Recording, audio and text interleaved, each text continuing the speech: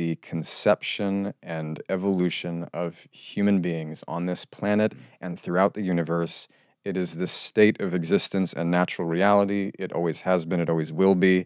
And as epic as that is, this unknown creator also has created me and knows me more intimately than anyone ever will, and loves me more deeply and with more mercy and kindness and compassion and excitement than anyone ever will, including myself.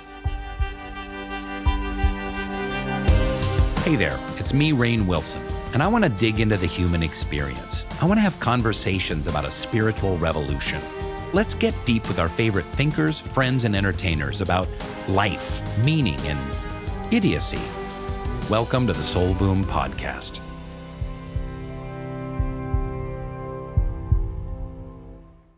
Hi, Penn. Hey, Rainn. So nice to have you here in the Soul Boom universe. Yeah, thank you for having me. I want to get right to it. I know you as like this incredibly sensitive, artistic, spiritual thinker and artist. And the rest of the world knows you as playing one of the most unusual psychopaths Yeah. in television history. Maybe second to Dexter, but Yeah. but Joe is an odd character. How do you rectify, and have you struggled with, Penn Badgley, sensitive artist, singer, songwriter, actor, writer, meditator, family man, with playing Joe? Was that a conflict? Well, How does that work? I'll back up even a bit more. When I was 20 years old and I got Gossip Girl, I was not mature enough to understand how to separate how I was seen with who I am. So I never got the chance to be an adult finding himself like outside of the public eye, Right. and a lot of certain kinds of attention and scrutiny. I have learned how to have a more maybe detached or dispassionate relationship to the characters I'm playing, kind of almost maybe a bit late in the game, later than I would have liked, because I'm 37, about to be 38, and I feel like I'm just coming of age as an artist, dare I say an artist, you know. I have worked through that, and I don't find any really difficulty with it now. I started out initially thinking that I wasn't interested enough. Do I want to play this man for what now is 7 years? That this role has undoubtedly defined my 30s. You know, I did not anticipate it being as big as it is. It's really a huge International phenomenon. Yeah, and I'm really like, if I ever The story is incredible because it started on Lifetime. Lifetime, and then went away, and then the Netflix algorithm. They Superhuman. knew they knew it was going to be. They're a hit. just like, they were like, yep. that show, Yeah. and they just know. They're so good at that. Yeah, it's data-based. They just knew all the Yeah. factors. They knew it was going to get canceled on Lifetime. They knew it wouldn't ultimately be delivered the way it needed to be on Lifetime. Yeah. They then basically were able to snatch it up for a low price and just have this built-in hit for themselves. You can't help but have it define you somewhat. Mm-hmm. As you know, just people. Will always be defined by Dwight Schrute. Right. No matter what I do. Yeah. And that's okay. Yeah. But he's not a psycho killer. He's a beet farmer. Sure. He's psycho, though. I mean, isn't he a little bit psycho? He has psychotic tendencies used for comedy. Yeah. Thank you. Maybe Joe should open a beet farm. I think, honestly, I think what saves this show from being insufferable is comedy. I think our show... Right, the dark comedy. I think our show... I've never played him as a clinical portrait of a serial killer at all. Mm-hmm. Like, I don't even think what defines him most is being a serial killer. I think the actual psychological profile of a more, shall we say, traditional serial killer isn't so directly related to this other stuff about, like, toxic conceptions of love and romance. He's really almost more like a love addict with violent, lethal tendencies. I love You know that. what I mean? Yeah. And the show is more about love than it is about murder. Murder is just kind of like a color in the palette. Yeah. As it is increasingly in more and more television shows, you know what I mean? Mm-hmm. And just have this conversation with Greg Berlanti, the co-creator of the show, and a prolific television producer. And so in that conversation, he, in passing, called it a love story. Now, anybody who's not seen the show, or anybody who has seen the show but maybe has forgotten, in the first episode, there's never a gracious way to say it. He masturbates outside of her window on the street in public, and then by the last episode, spoiler alert, he kills her. Mm-hmm. That's there's no way to. I don't even know what to say about that. This is the character, and this is the story. That's the book as well. Sure. Doesn't sound like so much of a love story, but right. And I stopped him and I said, I don't think this is a love story, but assuming that it is for a moment, what do you think this says about love?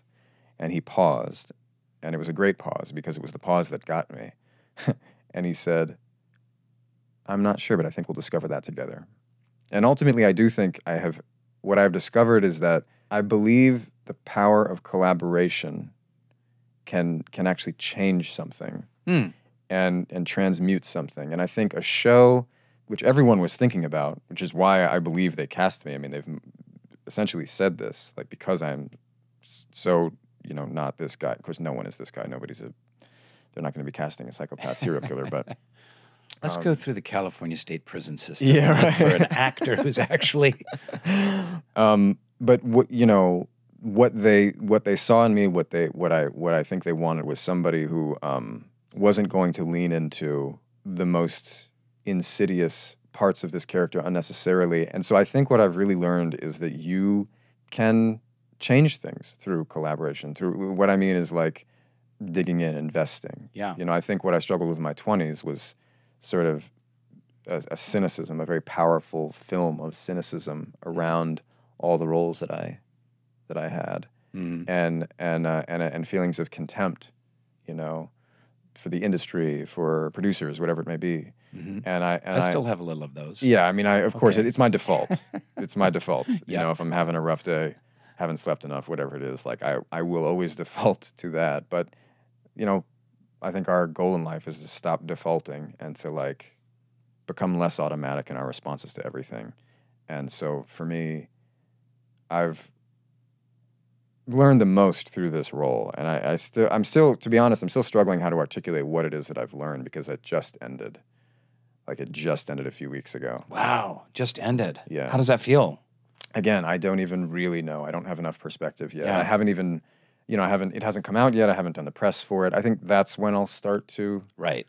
Once it airs. And you can... When I really start to do something else. Yeah. Truly. It was interesting with The Office because we ended after 9.5 seasons or so. And when we ended, we were not very popular. People weren't really watching network TV. Our numbers had been going down, down, down. Even before Steve Carell left, we were really less... Really? I didn't recall that. Yeah. It's so big now. But that's the thing. But there weren't streaming services then when this ended. And maybe Netflix was just starting to percolate along, but it really was gone. And I didn't get bothered that much for Dwight. And it wasn't, so it really was like, oh, that chapter is behind me. Interesting. In 2014, 2015. And then I did some other roles and some things worked and some things didn't. And I was kind of struggling to find my next path as an actor or whatever. And then all of a sudden I would be at a coffee shop and 12-year-olds were like, Dwight, can I have a picture? I'm like, what the hell is going on? And it had started the Netflix phenomena. So that had revived the show. It was well considered and a lot of people had watched it, but they had watched it as like Thursday night TV. Sure. And then some people bought DVDs, but then that was it. Yeah. There were some reruns, syndicated reruns out there on Comedy Central if you really looked, but it was gone. It was done. It was buried for several years before 2018 it came on and became more popular than it ever had. So it was a weird kind of phoenix from the ashes. But wasn't it still because it's kind of like, isn't it the biggest show is one. Its spot is really rare and special, right? Isn't it like the biggest? But that has to do with streaming. That is streaming. When So- it was on the air in our hit several years, 3 or 4 years, we were, you know, a top 10, 20 show and a Okay, top comedy on NBC. But then by the time we were done, we were like 40 or 50th down in the Nielsen ratings. But it was, yes, billions of hours watched or billions of minutes watched for The Office is up there with like The Sopranos is Wow. or Breaking Bad. Is that when like all the merchandise started? Because I feel like I was pitching some shows on the NBC lot like last summer, I think, and I saw some You saw my toys face. of you, and I think there was only you. I think it was like only the Dwight Schrute, like little you know, you like press them and they fall down and they come up. You know what I'm talking about? I These haven't little, even like, seen that one. It's like or maybe it was a bobblehead. It was just something where I thought, man, Rain. Kartik, get me one of those little string thingies. It's such a rare thing. Yeah, that's people send me all the time my face on all kinds of products, and it astounds me. Someone sent me. They went to a fabric store. There was a roll of fabric with my face on it. I know that didn't get approval from NBC Yeah, Universal. definitely not. So, do I send out a cease and desist to the fabric store, or do I be flattered that somewhere someone is going to upholster their couch with my face all over it? They're going to be sitting on my face. That's what she said. Thank you so much. Good night, everybody. Good night. Yeah. Let's get back to you. For me, because I think we're kind of in a lot of ways cut from the same cloth in terms of being kind of spiritual thinkers and adventurers and trying to bring that sense of our spiritual beingness to our artistry. One of the things I struggled with early on when I was founding Soul Pancake and writing my first book, and talking to Oprah about spirituality, and I was finally like coming out of the closet as like, hey, I'm someone who thinks about spirituality, and I'm a member of the Baha'i faith, and I meditate, and I have mental health issues, and I am, you know, wanting to revitalize conversations on these topics. It felt very disconnected and disjointed for me. Yeah. Not playing a psycho killer, but just being on a sitcom. Like, what the hell is this sitcom actor talking about God and the soul and the meaning of life? And people really, there was a disconnect. People really didn't know how to connect those two. And something you said earlier really resonated with me, where I used to get so much of my self-esteem and my sense of who I was from kind of external validation. Of course. And being an actor, especially where you're kind of in that mode of like, I hope you like me. I hope you cast me. I hope you'll pay me so I can pay my rent. Yay. Part of the realization was like, sitcom acting doesn't define me. I'm good at comedy. I can play weird characters. And I hit, you know, I got so lucky to play Dwight on The Office. That's wonderful. But Rain is who Rain is. I'm on my journey. Part of my journey, I feel that, to quote J.D. Salinger from Franny and Zooey, you know, he says, Zooey, be God's actor. You know, if you want to be an actor, you do it for the fat lady and you do it in service to God, that there is a divinity in the transformation of playing characters and telling stories. Like, find that divinity. And that really resonated for me, that I'm a transformative actor. I play characters. I help tell stories. Sometimes I write and direct as well.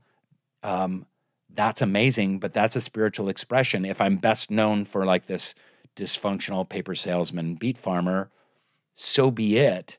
But that's what gives me the most kind of vibration. That's what gives me the most energy, where I was able to join my spiritual journey with my acting journey. Yeah. Okay. I see what you're saying. You see what I mean? Yeah. So, is tell that- me what's your version of that? Yeah, that's interesting. So, I mean, I too am a member of the Baha'i faith, as you are aware, but those who are watching may not be, or may be. Unlike you, although I know that you went kind of, shall we say, away from Rogue. whatever that is. You had your own journey, as we all do. But you grew up with it. I did not grow up with it at all. Nor did I ever think I would seek out something like that you could call a religion. Right. Art was my religion. Music was my religion, if anything. And I think it's the reason that I always loved. I couldn't have articulated it, but I think growing up, gospel music always did something for me, that any artist who was bringing gospel into their secular act, and really there's one artist who does it kind of unlike any other, and his name is D'Angelo, and he is my number one. I welcome anybody to dethrone him, but I've just never found anybody who speaks to me in the same way.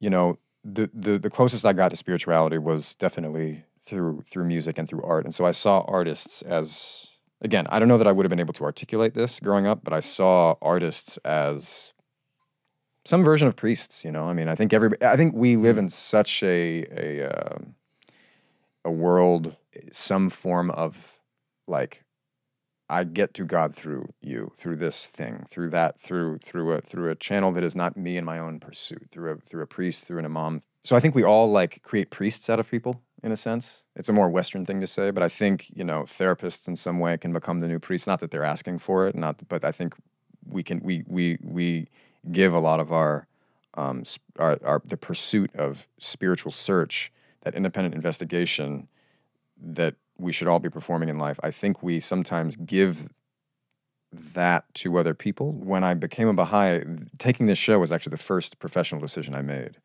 I was considering... You became a Baha'i. I became a Baha'i when I was, I think, signed 28 up to play or something. A psycho killer. Yeah, it was a 2-year... So there was 2 years between the decision to become a Baha'i and the decision to play Joe Goldberg. And in those 2 years, I was questioning whether or not I could ever act again for a number of reasons, a whole slew of reasons. I'd love to hear those reasons. Well, you know, one of them, which I've spoken about before, was like, I don't want to feel exploited, whether subtly or viscerally, through the use of my body and like sex scenes I haven't written or believe in. You know, with people who aren't cast yet and who I don't know and who I'm gonna have. You know, that was something that was important to me. Even did before you feel I got exploited married. on Gossip Girl? It would be unfair to say like, you know, these people exploited me, but the nature of the system and the machine and the you're doing a beast, kind of a salacious teen it's just what it is. Show, that's looking for viewers and wants to sell advertisement, and you're part of that system, right? And so the short answer is absolutely yes. You know, you might intellectually know that you're not being consciously exploited by anybody, although you probably are. I think, but you know, that's your nervous system doesn't feel it that way. It's your kind of your heart doesn't feel it that way. You do feel exploited. And by the way, whenever I say something like this, it's not a complaint. It's just like I try to bear witness to it. It's like it's just the way that people, young people especially, feel on a show like that. How many more pop stars do we need to come out with, you know, serious difficulties with addiction of every form, of, you know, suicidal ideations, depression, you know, whatever, you name it. Like, how many more pop stars do we need to come out being very vocal and clear about this, that this is a common experience for people on big shows or musicians, you know? Because you were kind of a teen heartthrob-ish. Yeah, in my 20s, I was a teen heartthrob. Yeah. Were you in Tiger Beat?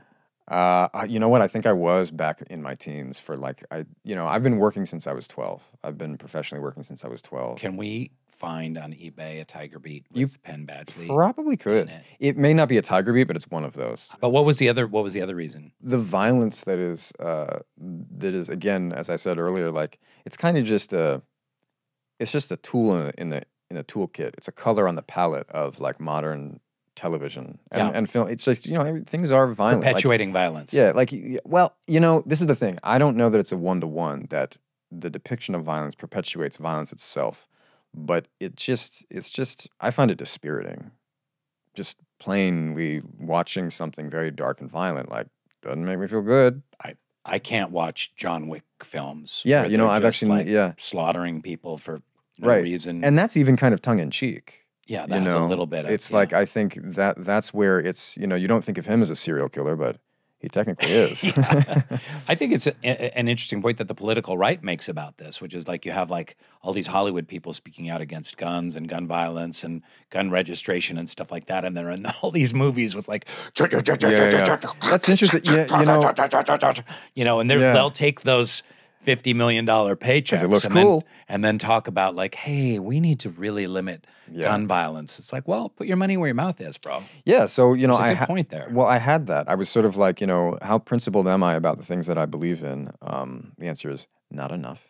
No, I really wasn't sure that a role would come along, short of me creating it in some way, that I would really be that interested in. And that you know, the themes of, let's say, sex and violence, like that's not a groundbreaking idea that things that popular, you know, Hollywood projects are very sexual and very violent. That's a pretty that's been a truism, I think, ever since the inception of Hollywood. I think I felt initially that I had to sort of go to the mountaintop. I've said this before, but it's I think the line still really makes sense and works.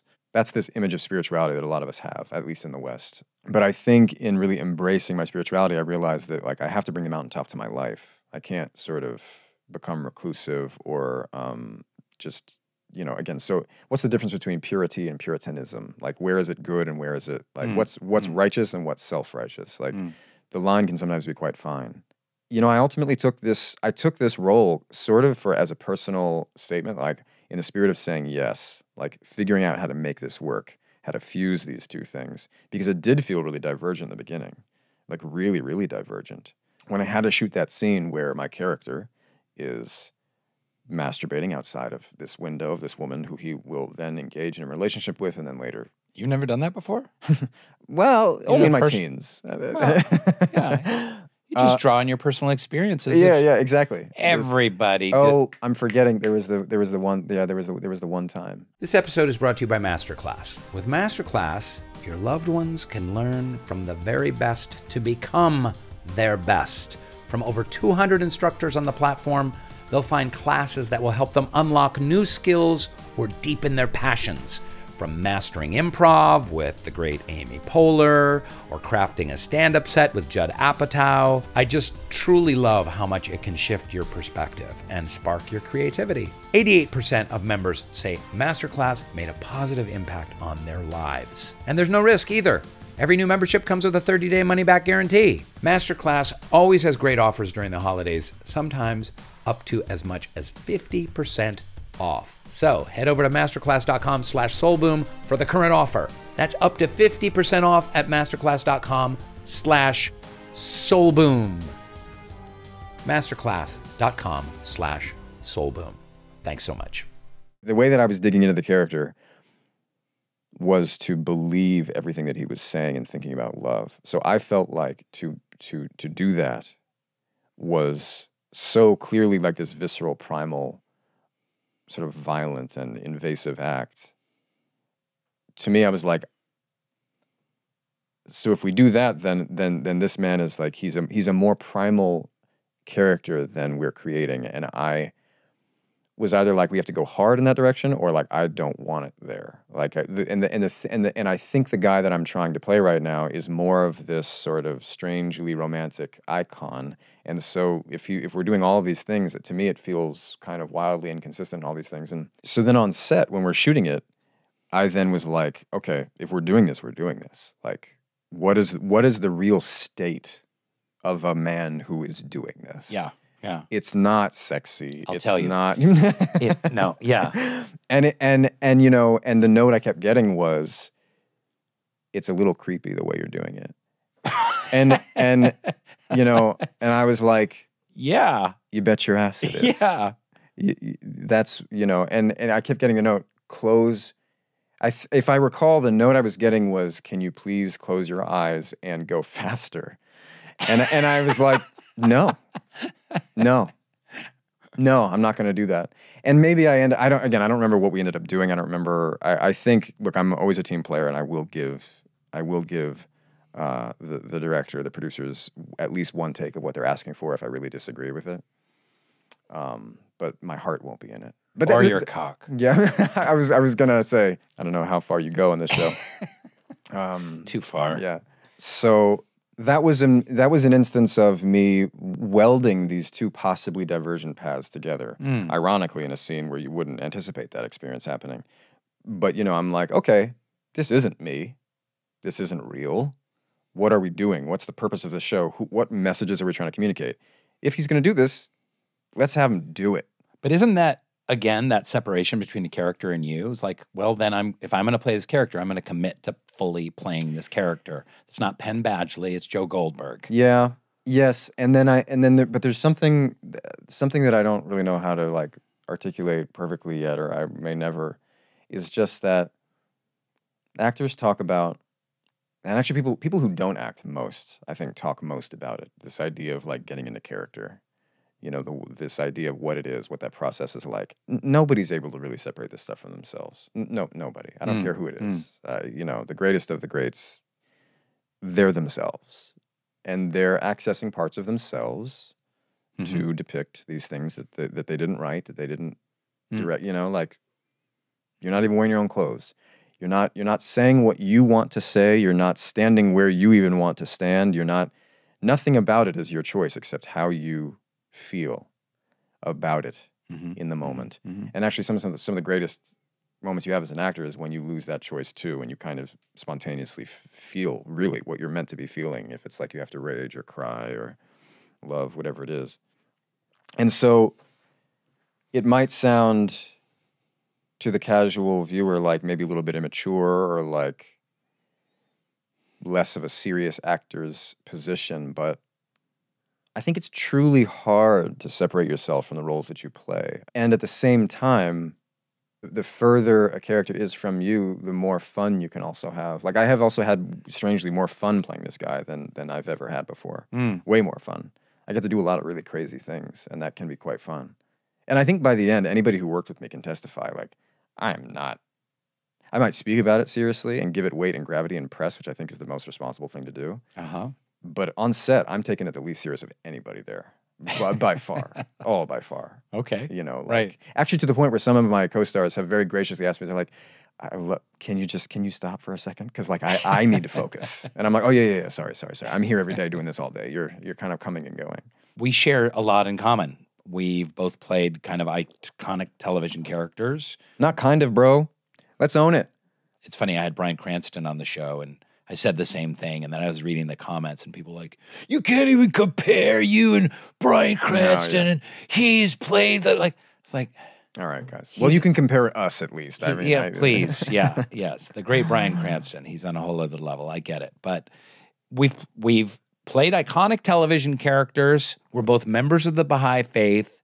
We both have kind of production companies that are also trying to tell stories that make the world a better place. Why is Penn Badgley at all interested in the journey of the human soul and the mystery of existence? I love it when you put it like that. Why? Ultimately because for me, and I think you can reach this through many other paths. In fact, of course, many people do. For me, it was because I started to achieve everything that I'd ever wanted and was still not finding any relief from a kind of despair and sadness that had started that I can recall most at the age of about 12. Wow. Which is like, you know, as you begin the age of spiritual maturity, or just, you know, your brain is developing, your body's developing, you're going through such a powerful stage of transformation that is unlike any other in life. You know, before it, you're a child, after it, you're an adult. Adolescence, like what is going on there? Bodily, mentally, emotionally, spiritually. That's the time when I think most people start to become most sad. I think I'll at least say. I think a lot of people experience that too, because I've had these conversations with people, because it's something I talk about on my podcast, which is about that time of life. I'm not here to promote that though. Although my podcast hosts would. Podcrushed? Yeah, Podcrushed. Available on all podcast outlets? Available wherever you get your podcasts. Yeah. Very well said.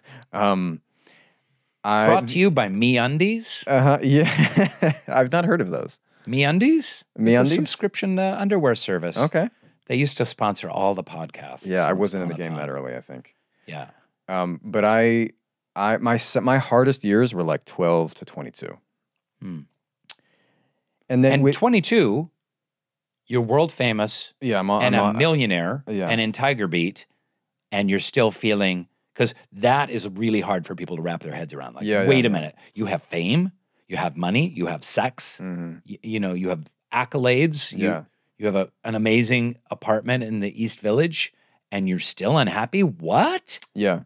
And I shouldn't, I think there's in some ways that refrain is so old and tired that, like, maybe we can take a second to unpack that. It wasn't that those things made me unhappy.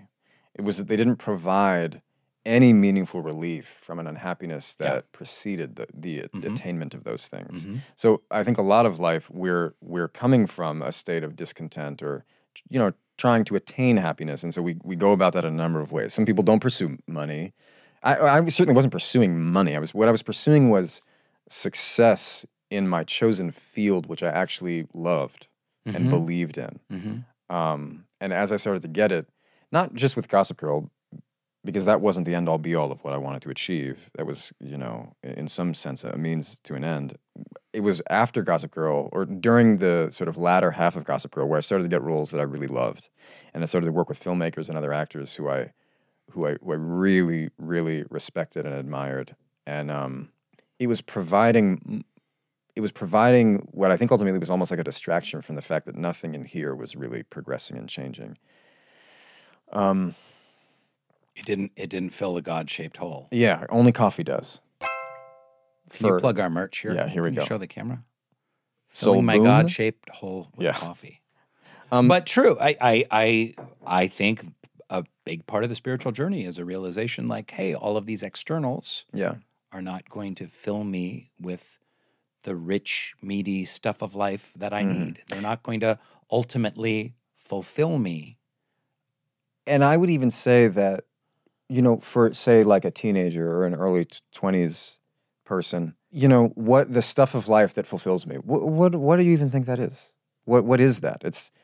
I don't think anybody would outright say money, because I think even the greediest of greedy people, given a moment to kind of unpack why they're pursuing money so maybe sociopathically, is they ultimately want to, what, I don't know, like, to protect their family, take care of protect themselves, because they perceive some kind of, what's it for you? Rain. Uh-huh. I have a theory on this. Okay. I have a theory on a lot of things. Go ahead, please. Okay, so there are some basic human needs, right? We need shelter, we need food, we need kind of social capital. Yeah. That's very real, social capital. We have a need for sex or propagating the species. These are like going back to the caveman days, okay? So we're going back 100,000 years. These are the basic human needs. When you ask young people what they most want, it shifted from like money and success a few years back, 5 or 10 years back. It shifted to fame, to right? fame. Yeah. Because what does fame do? It fulfills all of those buckets. Yeah. If you have Technically fame, speaking, it should, yeah. you can make money. Yeah. So that you can have your stockpile stuff in your cave. It gives you Right. shelter. It gives you, Sex. sex. It gives you Presumably. food. It gives you social capital. Yeah. All of those All of things them. are fulfilled by fame. Yeah. But it doesn't fulfill what's in here. Right. Yeah, it's like, if I really think about what state I was in, I don't remember what I wouldn't have called it a God-shaped hole, because I was really uncomfortable with the word God. There's a Rumi quote, which is, I think, much used, but God enters through the wound. I like that, because for me, my path towards satisfaction and happiness and contentment, if I've achieved it, which is, of course, it's like you're not always there, but I have a sense of peace and well-being that I did not have. For me, it was through understanding what is making me despair. If I can't name what will make me happy, maybe I can name what is making me sad. So what was making you sad at 22? Lack of community, never having really known what that word could even really mean. Lack of meaningful family relationships. Lack of trust in my friendships. A lack of trust in my romantic relationships. Although the relationships I had in my 20s really healed me, but I had a really, really terrible relationship in my teens with a woman who has since died at the age of 32 from the effects of alcohol, and that was kind of starting when we were together, and it was just it was a very, very, very difficult. Like, my teen years were, to me, they were just by far and away the saddest part of my life, 12 to 20, really. And that was in LA. becoming an actor for the first time. 12 was when I moved to LA to become an actor. And so, I think what started happening, I didn't realize this was happening, but all feelings of self-worth, which is ultimately supposed to be provided you by your parents, who hold you no matter what you say or do, who soothe you no matter what you say or do, so that actually, hopefully, you won't ever do or say anything too bad, but like even when you do and you're learning, they hold you and they soothe you. And let's be real, most parents are trying to do that, but fall really short of it because their parents didn't do it very well. Right. Back and back and back and back and back we go, Sure. So ultimately, I'm trying to soothe, like, the love that my parents weren't able to give me, which they tried. Wow, that's really well put. That's really, I think, what we're all doing here. Because the only love that can satiate that desire is the love that comes from the divine unknowable essence, That's what we get in prayer and meditation, but then hopefully taken to the world through action, through service, through commitment to trying to better the world in whatever way we understand how. I mean, there's so many studies. We have applied the tools of science to this, like sacrificing something for someone else, statistically speaking, makes people happier than most anything else. Wow. Like so there's the broadest kind of Psych 101 idea, like I'm trying to find the love that my parents weren't capable of giving me, but which I want to be careful not to sort of, blame them for or fault them for. They truly did the best they could in most instances. Like, and when I say they, I'm not just talking about my parents. I think that is by and large, most people are trying. And if they're failing miserably, like that's another thing. But like I think they're trying. I grew up an only child, although I have a half sister who's 17 years older. So we both have this experience of being only children. We share the same father. There's a lot of isolation. And because of the toxicity of my parents' relationship, there's just a lot of isolation and like kind of figuring things out for myself. It was during my teen years, I was not finding meaningful relationships. I didn't find solace in the people who were closest to me. I didn't have the most trust. I think young people can be really fickle. But what made you turn inward and to think about That's a good question. some kind of spiritual path because out of this, as opposed to either more substances or I think just plain old therapy? I know that what I saw around me was that substance wasn't working. Fame wasn't working, money wasn't working. Yeah. To be honest, my first experience with psychedelics really. It's a very popular topic these days. Very popular. And this was back in the day when like people thought maybe mushrooms would like make you crazy forever. But I remember, I had the experience, at least in my brain and my nervous system, my body, a feeling that I had not been shown by my parents, by friends and family, by the shows that I watched because the art, I think there's a lot of nihilism in our modern age of art and television and film and books. A lot of nihilism, the total assumption that there's no God. It's a scientific fact, and it's just left, unexplored, very unscientifically. The suggestion that there was just nothing was so chilling. Just it's undoubtedly chilling. I don't care who you are. Like, it's a chilling notion that we're here for no discernible reason or purpose. I agree with that completely. Some people adamantly disagree with that. Well, and it's interesting to me. They're like, yeah, but I don't need that. That means every day I cherish and I enjoy it. And it's like, I really tried to be an atheist for a while, and I felt the same way. Like there's ultimately a despair if at the end of the day your body drops and like it all was kind of for nothing and a part of nothing other than a random assemblage of molecules. Yeah. To me, I actually think that like short of really coming to believe in a profound meaning and purpose to life, you should go in the other direction and really commit to like there is none. But then if you really follow that rationale, there's not a lot of logic to it. Science doesn't even really support the notion that there's so much collaboration and exquisite balance and symmetry and perfection and universal like laws which govern physical reality.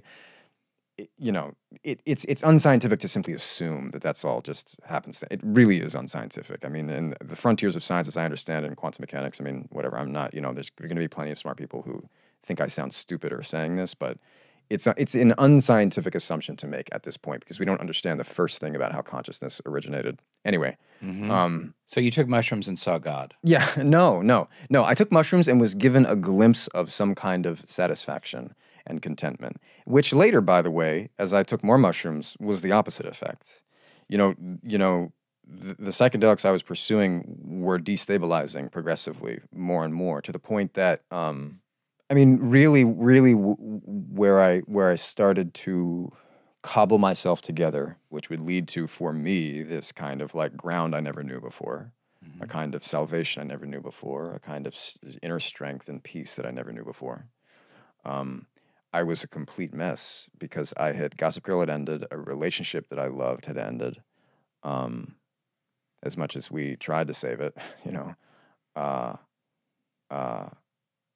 and then in that state, actually the substances that I was consuming for a kind of the pursuit of the divine were further destabilizing me. Okay. And I was really you were a hot mess. I was a tepid mess. Okay. I was a lukewarm unraveling. And I think trying to take responsibility as much as I can for my state and condition, but also knowing like I did not get here on my own. There are many other people struggling in this same way. I don't see a whole lot of people, just being like, I'm great. Yeah.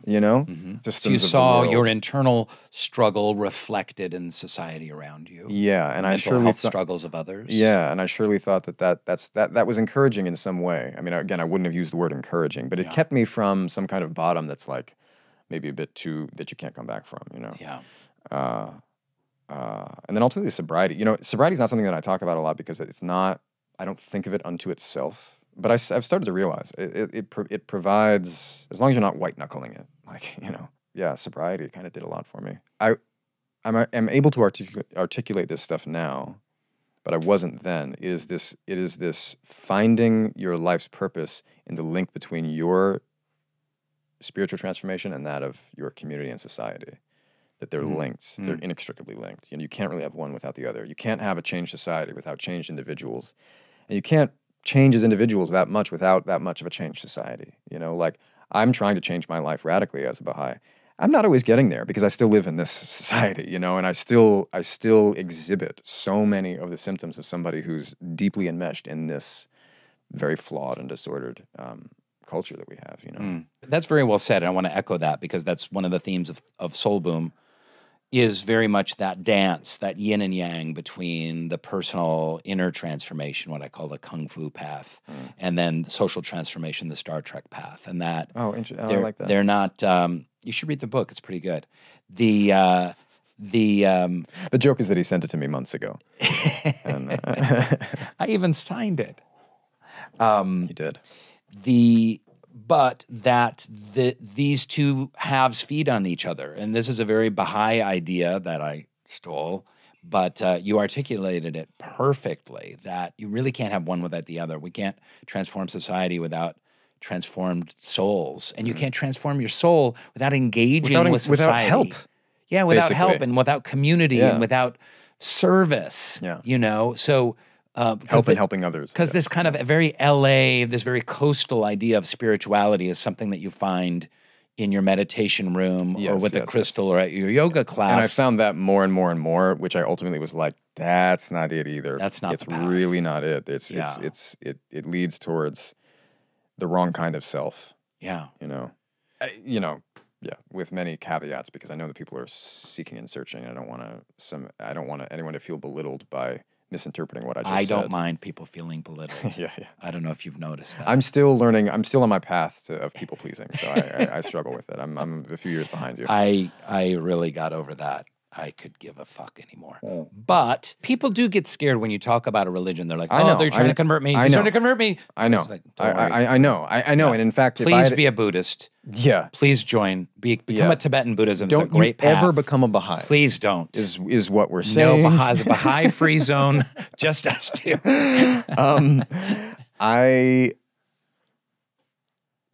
coming into contact with the writings of Baha'u'llah demonstrated to me over time, with more certitude than I had ever found in any other pursuit of any other thing, that God is not only real. That's actually a very sort of silly sentence to say. Like, the moment you say something about God is, you're sort of getting further away from that ultimately unknowable essence. But that I am here for a reason. We are all here for a reason. It is actually both explicit and implicit. There is not just this sort of general notion of purpose. There is an explicitly organized, exquisitely long form, gorgeously told, dramatic story of the conception and evolution of human beings on this planet and throughout the universe. It is the state of existence and natural reality. It always has been, it always will be. And as epic as that is, this unknown creator also has created me and knows me more intimately than anyone ever will, and loves me more deeply and with more mercy and kindness and compassion and excitement than anyone ever will, including myself. And that when I am struggling, it's because I have lost an intuitive and conscious knowledge of that truth. And we live in a culture that is, the irony is that a lot of, I formerly would have called myself a very progressive liberal, and in some ways I am still that. But, I used to lambaste religious people and religions for perpetuating, toxic ideologies. And that, of course, is the case in a lot of cases. But my experience was one of total salvation. That word is also historically Christian, but it's one that I use having experienced it and really feeling truly like a second birth, like saved from a profound despair, which at its core suggested that there was no reason for my existence. So that, the lack of love I was shown by anyone in my life, and I'm not faulting them. I mean, we all in turn show each other love and lack of love. It was almost like every negative experience I had was just confirming, like, there is no reason, there is no purpose. And that was so chilling that it just felt the opposite of existence. It's like, wow. I ultimately never could stand on that soapbox and declare for myself or to others, like, there is no reason, and I can embrace that, because it just felt like it made no sense. It was like, look, okay, and how does this look? Let me stop speaking in a really intellectual way. How did this look? I'm a 25-year-old, somewhat to very famous person, depending on this crowd I'm in, wandering around New York City, trying to, on any given night, going to a bar or staying in because I don't want to go to bars, reading, learning how to meditate, exploring Buddhism, exploring meditation, transcendental meditation every now and then, but, really interested in what, like, harder drugs might do for me too. Maybe that's the answer. Maybe I just need to really get a movie that's gonna, maybe I need to play that kind of role. What was Daniel Day-Lewis doing at my age? Let me go back. Let me look on IMDb and see, like, I've actually never done that, but I'm just saying these are the kind of trains of thought that were reflected in my state, right? And then I have this guy, this long-haired dude, who would invite me to these spaces where I was like, I'd never seen quite what I was finding there. Like, I saw Diversity. Genuine diversity, like in both in body and mind, and heart, like weird groups of people. We use this word soul a lot, but like, what does that mean? Yeah. Like, what does it mean? What does it mean to you? It's that level of identity I won't know until I die, and which I come into glimpse with, which I come into contact with every now and then. Hopefully I come into contact with it at least once a day in prayer and meditation.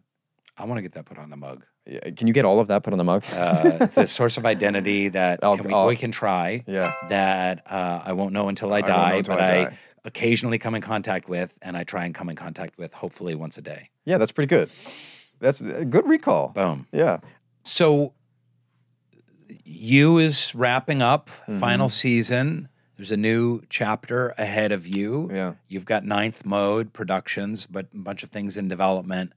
What's next on your journey? Where's this taking you? Yeah, so there's a screenplay that I'm writing, which I'll not even summarized until it's real, and which I intend to direct. So there's that. I directed the 9th episode of the 4th season of my show You, which was a great experience. Really, at heart, I'm more of a director and a writer, not necessarily a writer and director. That's a specific thing that I may only try 1 or 2 times. So I want to try my hand at those things professionally, more. And what issues do you want to take on your kind of spiritual, artistic Hollywood journey? You know what I think? What I'm learning the most about is like love and sexuality. In my own life, that's been sort of somehow what I've learned the most about, where I've struggled the most, and where I through my relationships, and then of course, really mostly in my marriage now with my partner, my wife, my really in a lot of ways best friend and like confidant, and so many things we're learning together. We've been together for 10 years. We've been married for 7. We both come from a lot of chaos and disorder in love and family relationships. What I seem to be most interested in conversationally and creatively is where we talk about love and we seem to be really not understanding what we're talking about. Yeah. Like, what the hell are we talking about? Like, that word soul. Another word we use a lot, love. What do you mean, bro? Yeah. What are you saying? Yeah.